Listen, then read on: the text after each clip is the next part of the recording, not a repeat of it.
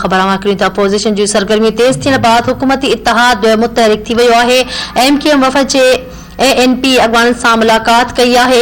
MQM जी क़यादत सुभाणे काफ league अॻवान सां मुलाक़ात कंदी। MQM जो वफ़द सुभाणे 1 वॻे ज़हूर इलाही हाउस पहुचंदो। अहम ख़बर अवां खे ॾियूं पिया नाज़रीन। अपोजिशन जी सरगर्मी तेज थियण बाद हुकूमती इत्तेहाद मुतहरिक थी वियो आहे। MQM वफ़द जी ANP अॻवान सां मुलाक़ात कई वई आहे।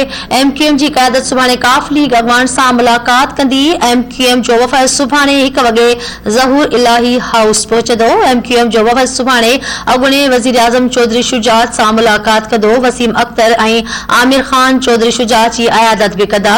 ॿई हुकूमती इत्तेहादी सियासी मंज़रनामे जो जाइज़ो बि वठंदा।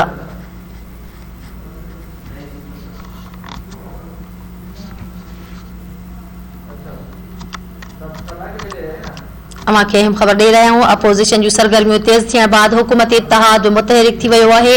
MQM वफ़द जी ANP अॻवान सां मुलाक़ात कई वई आहे। MQM जी क़यादत सुभाणे काफ लीग अॻवान सां बि मुलाक़ात कंदी। MQM जो वफ़द सुभाणे 1 वॻे ज़हूर इलाही हाउस पहुचंदो। MQM जो वफ़द सुभाणे अॻूणे वज़ीर आज़म चौधरी शुजात सां मुलाक़ात पिणु कंदो। वसीम अख्तर ऐं आमिर खान चौधरी शुजात जी अयादत पिणु कंदा। जिन त ॿई हुकूमती इत्तेहादी सियासी मंज़रनामे जो जाइज़ो बि वठंदा।